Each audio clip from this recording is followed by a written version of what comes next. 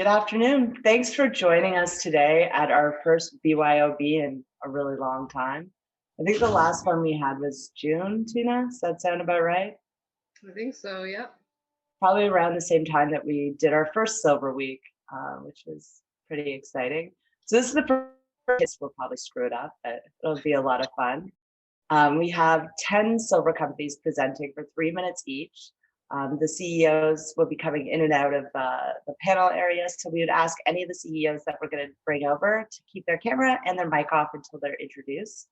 And then we'll give you a little introduction and 3 minutes to tell your story. After 5 of the companies present, we will have a vote, and then we'll have the next 5 companies present, and then we'll have a vote, and then we'll have the 2 companies that won each heat, or the 2 finalists, come back and compete against each other. And we had told everyone that we would have the 3-minute pitch again, but I think we're just going to ask them for their 3 value or growth drivers right at the end. And then the audience gets to pick the finalist, and they get to do a webinar next week with us for Silver Week. Did I miss anything, Tina? No, I think it's pretty straightforward. We'll give you a sounding bell when to start and when to finish. And just for anyone who's watching now, we did ask all the issuers to make a donation to the Food Banks Canada. So really appreciate that donation, especially as COVID goes on. I know it's still a huge issue, and there's a lack of funding for your local food bank. So we appreciate the donations from all the issuers.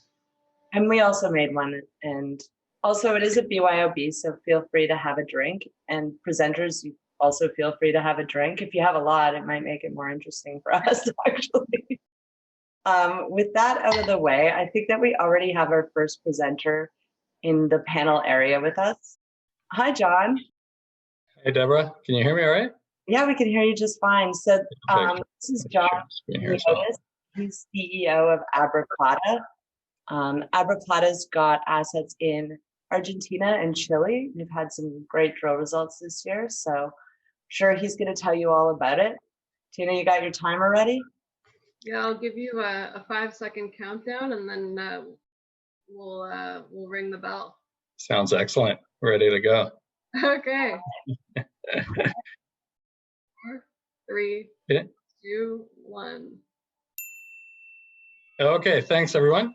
So I'm happy to run through a condensed version of the Abraplata story here, and just let everyone know why we believe we're rapidly emerging as one of the premier silver gold exploration plays out there. So 2020 was definitely a very transformational year for the company. Myself, the current management team, joined at the start of the year, at which stage we had about a $15 million market cap. And fast forward to today, I mean, we currently have a market cap of about 170 million. We have $18 million of cash in the bank, very strong shareholder base, and we're certainly aggressively exploring our Diablilos project. And the company is now actually fully funded to advance the project all the way to a construction decision, which we expect is less than 24 months away here. So just talking very quickly about the asset.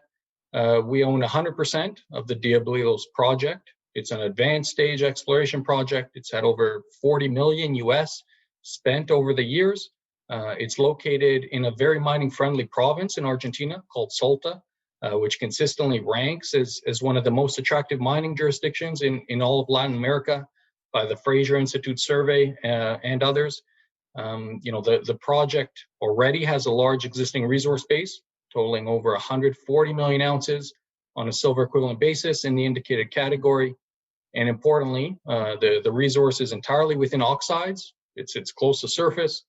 So we expect, down the road, this is going to be quite a straightforward open pit operation. And I'd say, really our objective is very simple. It's just to continue to grow the size of this project. We're very fortunate, I'd say, to have a very strong exploration team that are consistently delivering on this front. But most importantly, I'd say from a valuation perspective, investors are currently getting all the exploration upside potential for free here. So I just have a couple of quick slides to really help summarize this point.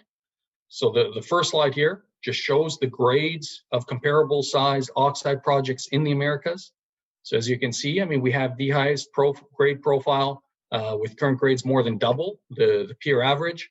Importantly, I mean, we feel grades in the upcoming resource could further improve quite significantly. And, you know, sort of the next slide here just shows the torque to both gold and silver prices.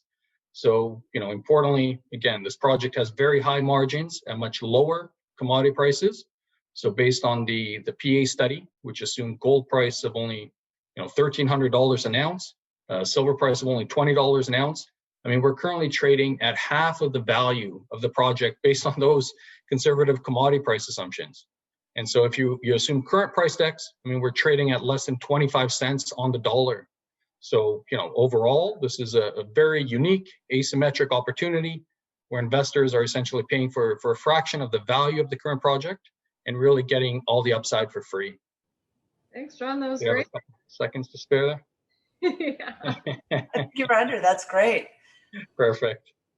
Okay, I'll well, stop sharing here. thanks so much. No problem.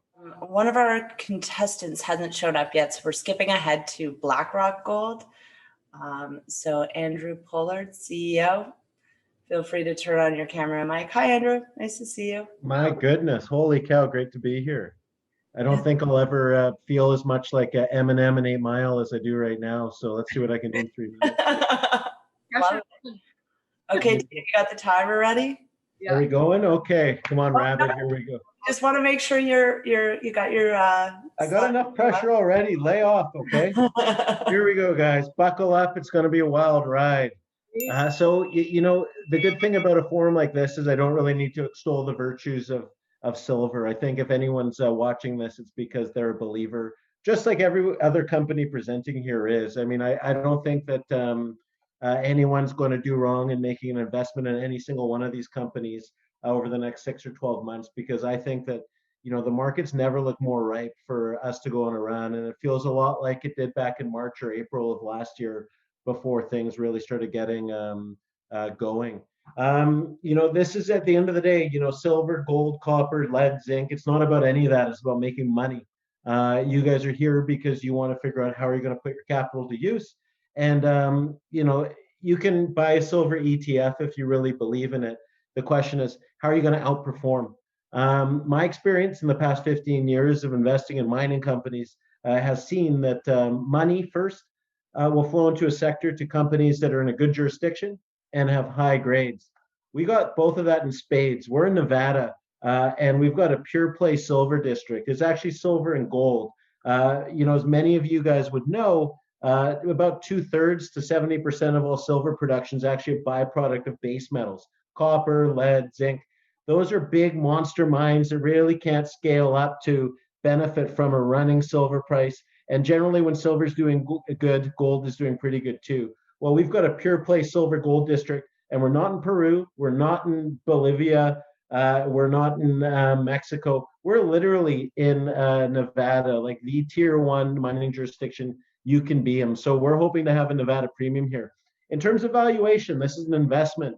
Well, this is what it looks like when you make a discovery. In July, we hit our very first drill hole where we hit 30 meters of roughly a kilogram per ton silver equivalent. It added about $100 million to our market cap overnight. We couldn't have timed it any better because that's probably the last time silver was at 29 bucks. But since the whole industry's been in consolidation, we're now at a phase, we're around 72, 73 cents.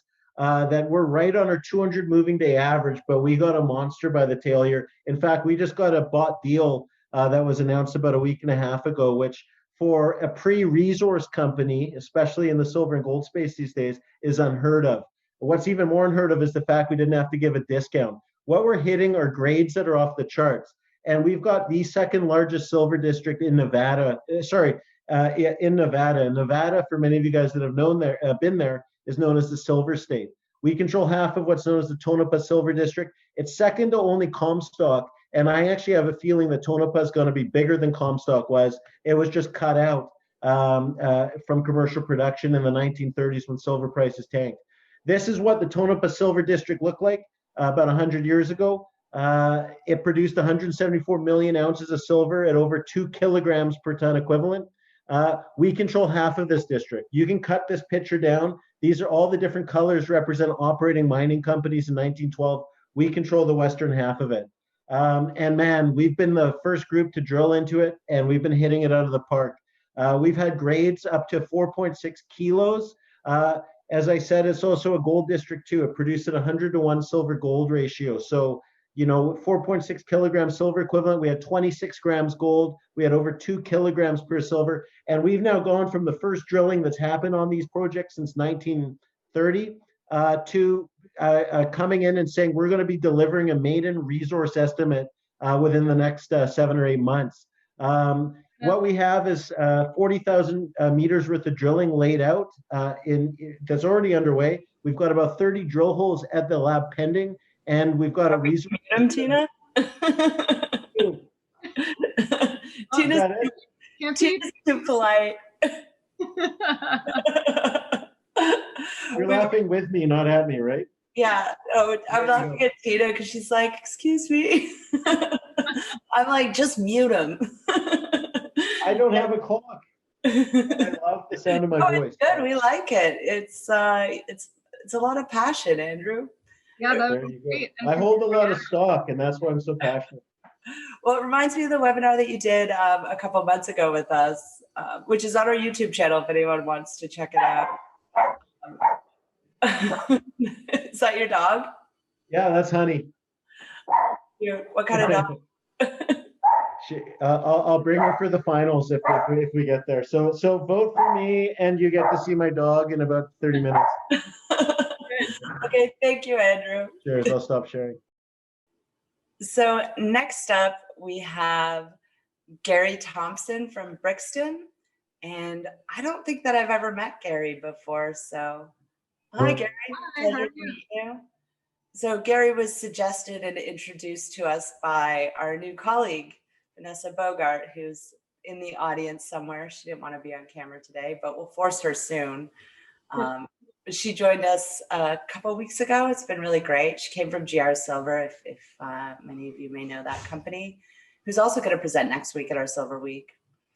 So hi, Gary. Do you have any slides you want to share? Hey there, yes. Hi there, good afternoon. I'm going to share a slide or two. All right, so welcome everyone. My name's Gary Thompson. I'm the chairman and CEO of Brixton Metals Corporation. Brixton trades on the TSX Venture under the ticker BBB and on the OTCQB under BBBXF. Brixton is an exploration company focused on silver, gold, and copper, and we believe all three of these metals are poised for significant growth. 3 billionaires top the shareholder list, Eric Sprott, Robert Friedland, and Rob McEwen. Brixton has a massive land position in the well-known and metal-rich Golden Triangle of British Columbia, and we have identified 9 large areas for discovery, and we believe that this project is just getting going for some major opportunity for us. Company is well funded, and we have great liquidity. The company has traded nearly 40 million shares year to date. Pretty significant, I think, from the company's perspective. We started the year with about $9 million in cash. It gives us around 50 to 55 million market cap.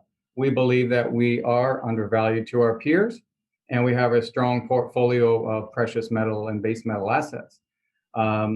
Northwest British Columbia is our Thorn project, the very large 2,600 square kilometer land position, the Atlan Gold project in Northwest BC, and then our Langus silver cobalt asset in Northwest Ontario, and the Hog Heaven project, which is a silver gold copper project in Northwest Montana, where the company just recently signed a $44.5 million earn-in joint venture agreement with Robert Friedland's HPX. So looking forward to some great results coming from that project this year. Brixton recently announced some pretty spectacular silver results from our Langus project, which is an ongoing 20,000 meter drill campaign. And we've drilled some off the charts silver near surface, like 7 meters of 962 grams. There are some 2 meters of 5,800 grams, 1.2 meters of 11,000 grams per ton silver. These are off the charts grades. If anybody's not familiar with the Cobalt Camp of Ontario, 550 million ounces of silver came out of the cobalt camp. And Langus was one of the mines that produced about 10 million ounces historically. Here's what native silver looks like in the core. Actually pretty spectacular to see the actual native silver metal in the core. And this stuff is pretty spectacular. You can crush it up, and a really simple extraction process, let gravity do the work because it is near pure silver. You can crush and get pretty high recovery rates of a very simple techniques. So this is what it looks like in the core. It's nice to see native pure silver in the rock. And just a quick summary, Brixton is a diversified portfolio with assets in Canada and the US with a big focus on silver, gold, and copper.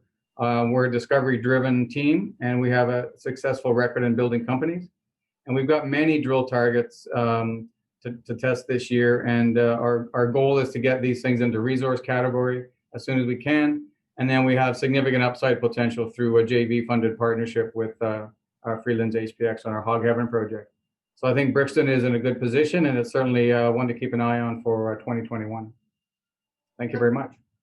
Thanks, Gary. And next up, we have Metallic Minerals. Greg Johnson joining us. I think he's already in there. Greg, feel free to, hi there. Hello, how are you today? Perfect. I am going to share some slides, so hopefully that's coming up. All right. Yeah. You see that okay? Yep. Yep. All right, super. So Metallic Minerals is a silver-focused exploration development stage company. Two key assets, the famous historic Keno Hill Silver District, one of the largest and highest grade Canadian silver districts, as well as the high-grade Abraplata Silver Gold District in southwestern Colorado. Teams started to come together in 2016 for Metallic Minerals. I'm one of the original co-founders of Nova Gold, and many of the others in the group are former Nova Gold alumni. We've got some folks from other well-recognized and successful development stage companies. We started to take a look at the Keno District at a point we saw an inflection in the silver market. We recognized the history here with over 200 million ounces of past production, 100 million ounces of new resources, and in particular, the discovery of Birmingham by Alexco. Birmingham is probably one of the best undeveloped silver mines in the world in terms of grade, over 1,200 grams per ton silver, shallow depth, excellent metallurgy, and continuing to grow. So that's really our model type. We see the potential in the Keno Hill Silver District to find more Birmingham style 50 plus million ounce silver deposits. And that's our focus going forward. We started to consolidate the district in 2016. About a third of this was privately held, about a third was other juniors. And then because it was a bear market, about a third of the ground we were able to stake because it had gotten dropped. What came in with that acquisitions was 8 past producers, very high grade historic production right from surface, telling us that basically we've got the right kind of environment in terms of the structural corridors and the geologic setting, very similar to the western part of the district. As we shifted away from the acquisition mode, it was into data compilation, putting together all the information that we had, collecting new data in terms of exploration results, soils and rocks, geophysics. And from that work, we quickly identified 6 advanced stage targets that have the potential to move towards resources. Those have drilling, underground sampling, and trenching that are now moving to mineral inventories. And then heading into the unexplored parts of the district, effectively have developed 12 multi-kilometer scale soil and geophysical targets that we are just tested for the first time in 2020. It was our biggest exploration program in the company's history, 42 drill holes. First results are pending. We're really quite excited about what we're seeing there, which is a combination of both classic high-grade Keno style mineralization, as well as bulk tonnage styles of mineralization, where we're seeing much wider zones of continuous mineralization than have been previously seen in the district before. The second asset that I mentioned in La Plata, the exciting element here is that it's a historic high-grade silver and gold district, but at the center of the district is a drill-defined porphyry system with a historic resource developed by Phelps Dodge, which is now Freeport. So there's an opportunity for us to bring in some of our tools and techniques that we've used so successfully at Keno Hill to be able to advance this project rapidly to a 43-101 resource. Our focus is really to develop resources, grow resources, and de-risk those, driving value very similar to the success that we had with Nova Gold. So just quickly, share capital structure, 125 million shares outstanding, well-funded. We completed a series of financings in 2020 that allowed us to undertake our exploration programs. We've got $8 million cash in the bank, $12 million in warrants that are coming in. Excellent shareholder base in terms of both institutions as well as backing by Eric Sprott, who's one of the leading silver proponents. Tina's too kind. Your time's up. Actually, No problem. I want to see her like really get like loud. I think that's a goal for the second heat, Tina. You gotta be mean like me. Thank you so much, Greg. That was a great video. I appreciate you coming on short notice. And yeah, it's an interesting project. I think we have up next Ben Whiting from Orex. Hi, Ben. Nice to see you. Hi. Nice to see you too. And thank you for the invitation. Well, you're welcome. It was actually extended once again through Vanessa, who joined us a couple weeks ago. Yeah, Vanessa mentioned this forum and suggested that I bring in one slide to work with it. So I'm not going to go through the corporate presentation the standard way, but I'll certainly see if I can load up a slide here. Okay. So I'm sharing a screen right here. Orex Minerals is in Mexico, and Mexico is the #1 silver producer in the world. And some of the largest silver producers are in this belt, in what's called the Mexican Silver Trend or the Mexican Silver Belt. Orex has 2 key projects in this belt. If you want to look for big silver deposits, great place to look. The Caneto project, which is in the heart of Durango State, is a joint venture with Fresnillo PLC, and they're the #1 silver producer in the world.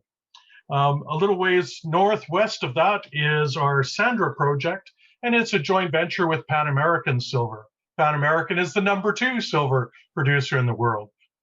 We at Orex are explorers. We're the same group that made the discovery at La Preciosa in the Mexican silver trend. So we've done this before and added value for shareholders.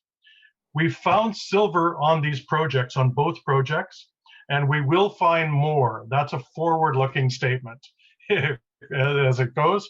In this picture right here, where the little truck is, that's where the Burrow zone of the Baleares deposit is. There's 33 million ounces of silver right there. As you look to the distance, you're looking at the Cerro Rojo, and that's where the heat signature increases in that direction. We have this caldera. Pan American had claims over near Cerro Rojo. We wanted to study the whole camp together, so we formed a joint venture. We're vectoring towards the Red Hill. There are crews in the field as we speak, and this is a beautiful area to work in, very accessible, and a great place for discoveries. The crews working in the field can see that silver is right at surface in many places. Here we hit 61 meters of 359 grams of silver per ton, starting with sample #1. So it's right from surface is where this Baleares deposit is. The company itself has hit zones that have high grade. Here's an example of some high grade. I thought I'd throw in a few pictures. You can't talk to a geologist without having at least one rock picture. Orex is trading on the Toronto Stock Exchange Venture Board, REX, and on the OTCQB at ORMNF. And we have $7 million in cash. So we're ready for the exploration. And Pan American have chosen us to be the operators of the project. So that gives you an idea of the kind of technical team that we add value to on these projects. So in my view, there's more silver to be discovered. Thanks, Ben. That was great, and I kept it under 3 minutes, which is hard to do, I think. Just under, right? Yeah, 10 seconds to spare. Okay, so now that's 5. We're going to move into the second heat. So I'm going to launch the poll, which means that we're going to give you a few minutes to vote. And I think the panelists should be allowed to vote. What do you think, Tina? I would like to vote. Okay. All right, so we'll give you a few minutes to have a think through this list. So one thing that I should mention, and thanks, Ben, for pointing that out, we should have said at the beginning that all of these presentations will contain forward-looking statements, so just be aware of that. And then, so it looks like Blackrock is the winner for the final round. And then I believe we have our next heat starting, and we're going to start with Chad Peters and Ridgeline. They're also in Nevada, and we actually did a webinar with Chad when he first listed his company. Was it in September? Yeah, August 2020. Yep. Yeah, it's been a bit already. Felt like a couple of years. Feels like a couple of years ago now. So a lot of people say that after they meet Tina and I. Okay, great. So you're all loaded up. You ready to go? Tina, start ready. The timer. Timer starting. All right. Okay, as Deborah mentioned, we are a new story, so I'll give you a little background. We are a Nevada-focused gold explorer that I started out of my garage in 2018. We've since made a silver discovery at our Salina project. So we're a gold and silver company now. So we have 4 projects in Nevada. We're focused on discovery. I co-founded the company alongside the owner of a drilling company. So what that means is we put more money in the ground with every dollar than our peers. Allows us to be very aggressive with our exploration, and it's leading to discoveries. So we have 48 million shares outstanding, and at a 23 million market cap, we like to think the upside is still well in front of us. So we'll get to it. Quick disclaimer. So we have 4 projects. What I'm focusing on today is our Salina asset. That's our new silver discovery. We also have 3 really exciting projects in core positions on the Carlin and Battle Mountain trends. Would encourage you to go to our website and check out our verify models. So Salina, brand new discovery. We announced it in 2020, right in Q4. This right here is a grade thickness plot of our drill defined discovery. It's over 1 kilometer wide and 0.7 kilometers long in a north-south direction.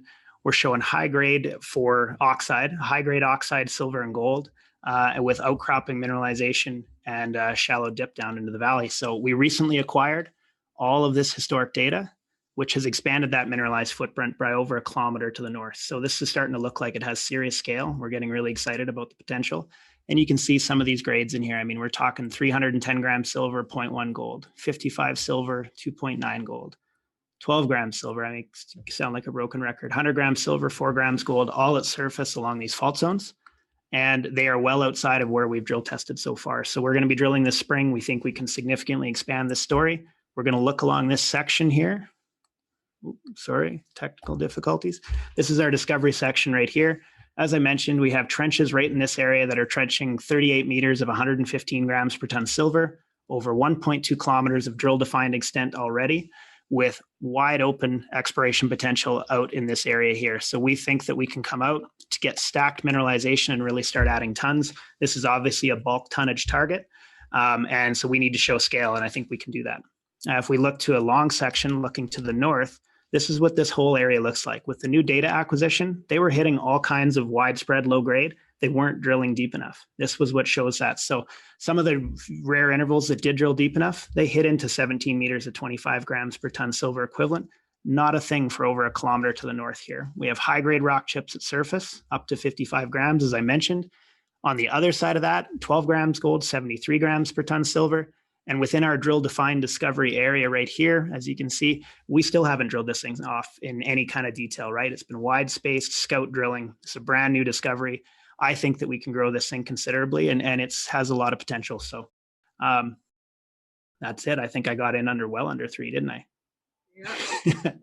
Last words. Oh yeah. Well, if you're looking, I think if you're looking for exposure to both silver and gold in the best mining jurisdiction in the world, I think we're a really exciting story. Well, that was a good ending. Thanks, Chad. Thank you. Chad, nice to see you. Yeah, you too, Deb. Thanks. Okay, I think next we have Silver Bullet presenting. Peter Clausy's here. I think I'll just ask him. Oh, there we go. Hi, how are you? Hi, Hello, Peter. sir. Apparently, I'm extremely healthy. Good seminar, good presentation so far. I've enjoyed them all. Awesome. Yeah, we're looking forward to yours. We haven't officially heard the story because when are you listing? When's your End of March. Okay, great. Well, yeah. Should be end of March. So you let me know when you want me to start. Are you going to load a slide or anything like that? Won't need one, and I won't need the full 3 minutes either. I'll give my time to somebody else. All right. I'll wait for you to sit down. All right, hit us with it, Peter. Thank you for the invitation. Silver Bullet Mines is the name of the company, currently a private company backing into a shell. Financing is underway now. Silver Bullet Mines owns 5 former producing silver properties near Globe, Arizona. Globe exists for the same reason that Timmins exists and Winnemucca exists. Hey, John, it exists only to support the mining industry. More than $6 million has been spent on this property since 2012. Of the 5 former silver producers, we can put one of them back into production in less than a year for under $1 million Canadian. That means instant cash flow and risk mitigation. While we're doing that, we do confirmation and exploration drilling at the McMorris mine. There are gold and copper credits at the other 4 properties, but they're mainly silver. The company has minimal corporate overhead. We know how to be cheap. The company is effecting an RTO with Pinehurst 1, and we expect to list at the end of March. There's a talented management team. The science team knows this property extremely well, and the current financing should be the only financing the company ever does. What are the terms of the financing, since we have you for a minute and a half? It's a 30-cent unit, being a common share, and a half 50-cent warrant, good for 2 years, no accelerator. And do you have a ticker yet? We do not. We've reserved a symbol, SBMI, but we don't actually have the formal ticker yet because we haven't been approved by the CSE. Okay, cool. Well, we're looking forward to keeping up with the news flow and seeing how it starts trading. I think it's a good time to still be involved in the silver space. I know. Silver has a long way to run. Has anybody tried to buy physical silver lately? It's around $40 an ounce to buy the physical, with silver trading around 27. Yeah, that's crazy. Wild times for sure. It's a great time to be in silver. Better to buy equities, right? Sorry, yeah. Better to buy equities, right? Yeah, I think so. Absolutely. All right, thanks, Peter. Nice seeing you again. Nice to meet you. Just while Tina's loading up our next victim, we are struggling to get a hold of one of the issuers that was going to present. So if there's any issuers in the audience that would like to jump on and take that spot and compete at the end of this heat, just send me a message or put your hand up. And if you happen to already be presenting at Silver Week, I think we'd still like to hear from you. Hint, hint. But I'll turn it over to Tina. She can introduce John Lee, who's with Silver Elephant. Hi, John. How are you? Been a while. Hi, good afternoon, Tina. Yeah, Silver Elephant is a premier mining exploration company of energy metals listed on the Toronto Stock Exchange and as well as OTCQX Best 50 in 2021. The company is trading at very good volume, 2 million shares a day, 45 cents, 20% owned by institutions and funds and insiders, including Sprott. 192 million shares outstanding. The first 6 weeks, we've traded the company's 75 million shares. The investors are playing to catch up to what the company's up to. On the silver front, the company has had a very aggressive goal of 300 million ounces of silver in the ground to be developed through drilling the 3Os as well as additional acquisitions. The 3Os are Pulicayo, Sunahuayl, and now Triunfo. All 3 projects are located in Bolivia, the 6th largest silver producer in the world, featured by San Cristobal, the 2nd largest open pit deposit silver today, and Cerro Rico, which is the largest silver deposit mined by historical production, and also by the recent major discovery, silver sands of New Pacific. The company, three projects altogether control over 120 kilometers of land package. Here's the Pulicayo, 35 square kilometers, 120 million ounces of silver resource in Paca and Pulicayo, 7 kilometers apart. There's several satellite targets. It's never been drilled. They're extremely prospective. The project has easy access to power and water. 125 million ounces at about just under 100 grams per ton, but the resource grades, the resource grade goes up to 200, and yet still maintain 90% of the resource by tripling the cutoff. The resource is very shallow near surface, looking at 3,000 grams over 5 meters, not far from surface, amenable to open pit. The deposit is open laterally as well as at depth. And here's an outlook of Paca deposit, 7 kilometers to the north.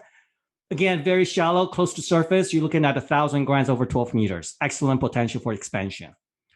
What we believe is a very big magmatic system that resulted in several dome-like structures spread over 7 kilometers. And we've only just begun exploring Paca and Pulakaya. There's several structures, over 1,000 samples showing silver. And we recently just drilled the Paro prospect, and we've got 400 grams over 4 meters. The company trades at about $100 million market cap. That's strongly underpinned by with the 120 million ounces of Pulakaya resource, strongly underpins the company's market cap with significant upside potential through the expansion of Pulakaya, as well as the company's other 2 projects in Sunawaya and Triunfo, both on the verge of major discoveries to be made. The Sunawaya project, the company owns 100%. It's literally 200 meters, Tina, from the 350 million ounce Makukota deposit, which the company does not own right now, but is under application with the Bolivian government. It is a huge land package, 59 square kilometers. The company is drilling 2,300 meters starting in December. The assets are due any day now in February. Over 900 samples is being taken at Sunawaya, 85% bare silver. If the assets results turn out to be positive, it'll be a bona fide new major discovery. Awesome. Thanks, Sean. Appreciate it. Time is up. Yeah. Thank you. Thanks, Sean. Great. Okay, so now we have Galen McNamara presenting next from Summa Silver. Great. Thought of play. Is it easier going after Blackrock and Ridgeline, or is it? I don't think there's too much difference. Both great companies and both friends of mine. But I'm just happy to be here with such a great lineup. So thanks a lot for the invite. Okay, so good afternoon, and thank you for your 3 minutes of attention today. First and foremost, my name is Galen McNamara. I'm the CEO of Summa Silver.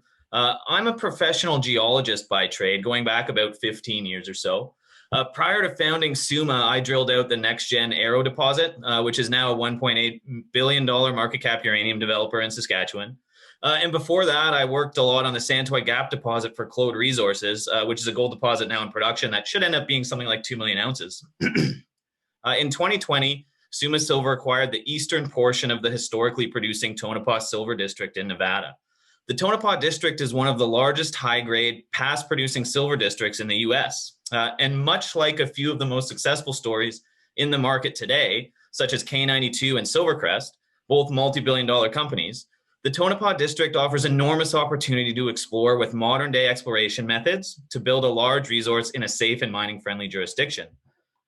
With the funding we received from Eric Sprott, who owns about 18% of Summa, we drilled 29 holes in 2020 at our Hughes property in Nevada and came out with some fantastic high-grade silver intercepts over several different areas that we consider to be very high priority targets over a strike length of about 3.5 kilometers.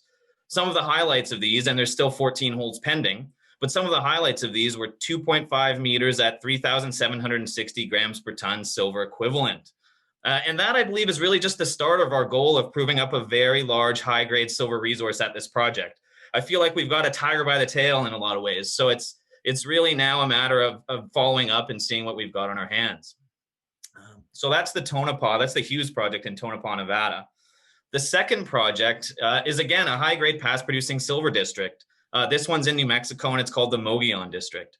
Again, these mines were not shut down due to lack of resources, but due to the start of World War II, when all gold and silver mining in the U.S. stopped by law. Our modeling suggests that there are several areas of the district that were drilled but never mined out. One extremely high priority target within the 34 kilometers of veins that are on this property spans about 500 meters in strike, 200 meters in depth, and is roughly 10 meters wide. If this drilling is successful, this is an excellent target for what I would consider to be a high-grade, low-risk resource in a safe and friendly mining jurisdiction. Just to close things up, we currently have about $4.5 million in cash and are just set to close an additional $10 million in equity financing, which Mr. Sprott is participating in. With this financing, we will have 61 million shares outstanding, $14.5 million in cash, and a large insider ownership. This financing will allow us to execute drill programs at both Hughes and Mogollon in our quest to really build up high-grade silver resources at both projects. Okay, thanks a lot. Thank you. 10 seconds to spare. Oh, really? That's perfect. Yeah, Thanks, Jalen. I think that's it, because I think our final contestant probably backed out after seeing, you know, the powerhouse of bitches going on. So we're gonna have a shorter heat this time. So I'll run the polls now. all right, you guys have had a lot of time. No, I don't want any pity votes. And here at Blackrock, we're beyond gimmicks. So, you know, anyways, her dinner is on whether we win or lose tonight. So that's on you guys. That's not on me. That's on you. Hi, Andrew, and hi, honey. How you doing? Good. How are you? Pretty good. Good stuff. This is great. Yeah, it's fantastic. You know, the more eyes on Tonopah, the better. And Totally. it's truly amazing. I mean, Galen and I were with you probably about 3 months ago, talking about Tonopah itself as just a district, as a camp. And it's truly amazing that both of our companies picked up our assets right around the same time. These are assets that have been dormant for about the better part of 100 years. And we started drilling within 2 weeks of each other. So, you know, there's nothing like an idea whose time has come. Obviously, when, you know, we both picked our assets up in February, March, April of last year, when silver had never been more hard done by in relation to gold. I think in March it was 127-to-1 silver gold ratio. Obviously now that gap is tightened, but you know, you don't have to reinvent the wheel here. I mean, this is one of the largest districts in North America, as Galen said, easily one of the highest grade ones. But it's amazing it's been hiding in plain sight. This is the heart of the Walker Lane district, halfway between Vegas and Reno, and literally, I mean, it's walking. There's a mining museum right adjacent to both our properties, extolling the virtues of the Tonopah Silver District, and it took 100 years for it to be consolidated. And really, I mean, he'd probably agree, it's more of a real estate consolidation and a claim consolidation than it is an exploration prowess endeavor. I mean, you know, they've been hitting it out of the park, so have we. It's really made, you know, we've been making our geologists look good. Yeah, exactly. You know, the couple things I'll add to that is that, you know, you're right, it was forgotten about for decades, or, you know, even the better part of a century. And then, you know, before you know it, we've got 2 Vancouver Canadian junior companies going in there within a month and doing deals on each side of the district. And I get this question a lot, and, you know, like Andrew and I had never actually met before that. Yeah. You know, so it's just funny. And I think one of the reasons it was forgotten about for so long is because in Nevada, there's been this focus on the Carlin style open pitable gold deposits that are 1 gram or 2 per ton for the last 50 or so years, but those are getting harder and harder and harder to find. So you couple that with the success of companies like the Silver Crests, and all of a sudden there's a renewed focus on these districts, and the fact that this one's in Nevada, you know, year in, year out, top 3 mining jurisdictions in the world. I think that's really attractive. Well, it's funny because I think you've both had some significant drill results come out around the same time. Obviously, you're both in the middle of private placements. There's a lot of things that seem to be coinciding with both companies. So maybe we'll give you guys the opportunity to discuss some of the differences and then go over your individual value drivers. So why don't we start with Galen? We'll give you another 3 minutes just to talk about some of the catalysts that are coming up, and then and let you have your final 3-minute pitch. Sure, sounds good. So this one will just be a little more free form. In terms of catalysts coming up, you know, what we're really doing here is still waiting on assays for our last program. You know, my turnaround times in Nevada right now, the last cert I got back was 97 days, which is crazy. But what that means is there's still results for 14 out of 29 holes coming. So there's a lot coming. Of course, while we're doing that, we're not just sitting on our thumbs and we're sitting on our hands or twiddling our thumbs or anything like that. What we're doing is we're planning a very significant program. both in Nevada but also in New Mexico. I'm taking the approach right now, just a little bit, where I just need to see a few more results before we start planning out all of those drill holes, because I just want to be as efficient as possible with those meters. So that being said, that's the plan in Tonopah, but we're also planning an aggressive drill program in New Mexico. And again, just to emphasize some numbers in New Mexico, I mean, this is really significant in that there's 34 kilometers of vein on this property, of which we have some understanding of between 1 and 2 kilometers of those prospective veins, because that's what was drilled in the 80s. Now, the drilling done in the 80s was done by a famous Nevada geologist who actually paid for the drilling himself out of his pocket and came up with some really interesting results. So although we can't use those in a new resource, in a compliant 43101 resource, what those provide us with are really a guide to where that silver is going to be. So basically, our goal is to hit the gas on both these projects this year in a very significant way, and really drive towards high-grade mineral resources in both areas. Awesome. We should have asked Andrew to turn his camera off. I was distracting with the dog. I was just thinking it's an unfair advantage. He looks so relaxed. I know, he's like petting the dog. He's so calm. She's a service animal. I'm her emotional support human. So without me, she has a tough time. So, we're doing it for her, not for us. It is Sorry, interesting. Galen. No, I like it. She looks so happy and just chilled, so quiet. Well, it's Valentine's week, and as you were saying, Tonopah brought us together. We should have a beer one of these days too. Let's do that. Let's do that.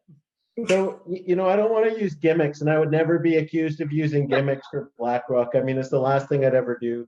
And I would never show you all the books written about the historical significance of Tonopah, because that would be really cheap. And obviously, a competitor company, we're not really competitors. I mean, we're bringing as much eyes to this district. And as he said, I mean, it's one of the most geologically active silver gold districts on the planet. North America is nearly in a league of its own. We're showing it's a very similar narrative to what Silvercrest had, in the sense that Silvercrest 3 or 4 years ago, they consolidated a historic silver district in Mexico. They started drilling into these long forgotten mines, and they built something really special. Well, that's what both of our companies are doing. We only started drilling about 2 weeks before they did. And the story of Tonopah was really the story of 20th century history. It was discovered in 1900, and between 1900 and say 1915, 1916, it was one of the most significant districts in the US. And then metals prices tanked, and World War I happened. 1923, the price of silver went from $1 an ounce down to 35 cents an ounce by the time the Great Depression happened in 1930. It sent everything, his side of the property and our side of the property or district, just into, it went belly up just due to the low metals prices. Well, what we started doing in June was we're the first group ever to target these historic mines. It's more of a real estate consolidation, as I've said. It's not grassroots by any means. In fact, we've not had to, once we started drilling, the drills have not stopped. In fact, we kept scaling up. We've gone from maiden round of drilling, where we only expected to do 12 drill holes and 7,500 meters. We drilled 30,000 meters between June and December of last year, and we've now laid out 40,000 meters of drilling for just probably the first 6 to 9 months of this year. We're going to go from first drill holes ever into some of these mines to delivering a maiden resource by Q4 of this year, which will be the ultimate re-rate for us, because it'll not only backstop our valuation, but it'll also allow us to then really get to the good part, which is looking at opening things up underground and drilling at these veins straight from their face. And from there, the path forward to production is pretty quick. I mean, you start looking into bulk samples, metallurgy, all that stuff. But we think if 2020 was about making the discovery, 2021 is about showing the market just how big and just how high grade this area can be. That's awesome. So we did get a question from the audience about your cash position. So before we take it to the final vote, maybe you guys can both update us on the status of your financings. Well, Sure. You can go first. Then. Sure. So we're just in closing now. I expect to close, mid next week, early to mid next week. and post closing, we'll have $14.5 million in the bank. Yeah. So, and we, as I mentioned in the first sort of heat, we were offered a bought deal financing from some of the, if we were chased by pretty much every investment bank on the planet, but we signed a deal which gave us a bought deal financing with zero discount to market, which is pretty much unheard of in the space for a pre-resource company. And that'll give us about, it'll be fully allocated. So it'll give us over $10 million of cash to play with, which is going to be all going into delivering a resource estimate within the next 6 to 9 months. Okay, sounds good. Well, should we take it to the final vote? As I said, honey's dinner's on the line, so. I think it's going to be interesting. She's got college to pay for. I'll sponsor her. Well, that's how we met. She tags her sponsor here. She moved in right away.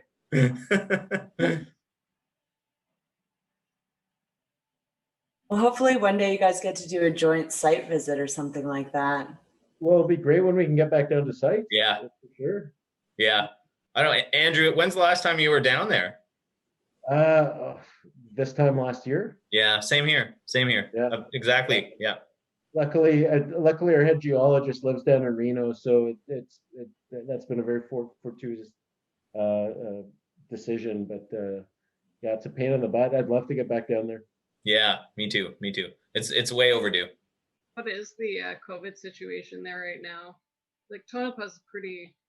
Well, in Nevada, so unlike in Latin America, Mexico, Peru, Bolivia, all these places shut down hard. All the mines got shut down. Nevada, not a single mine shut down for not a single day. Mining's an essential business down there, so it's a good place to be for a multitude of reasons, but that's just one of them. Is they're not gonna forget who butters their biscuit down there, and in Nevada, mining's the real deal. If anyone is interested, like the history behind Tonopah, literally go on Google or Amazon. I mean, there's so many books about it. They say the Comstock is the reason why Nevada is a state, but Tonopah to this day is one of the most significant discoveries in Nevada to this day. It led to many of the other discoveries prior to World War I, like Goldfields and Bullfrog. Goldfields grew to become the largest city in Nevada in the early 1900s.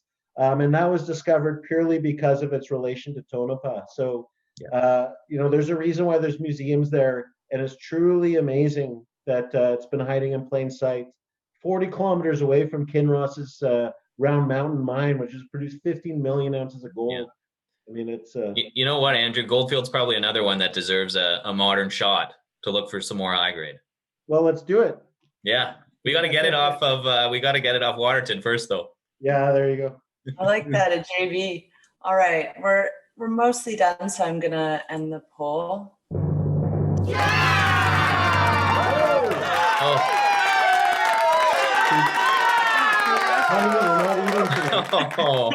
Well, thank you very much. Dog was alive for half of it. He's not even real. It's a mechanical one I bought. That's what we thought. Hey, I think, I want to say I've seen her before. I know she's real. She's more of an idea than anything. But I know, congratulations. Thank you. Well, Andrew, it's great to share the stage with you. To be honest with you, I have 10 companies that were in this thing. You and I to be here at the end and talk together. It's always good. And let's do that beer maybe next week. Love to. Sure. Okay, yeah, it really speaks to the region that you're both operating in. And Galen, so Summa Silver, you'll have to pick a time spot next week to present to our investor community.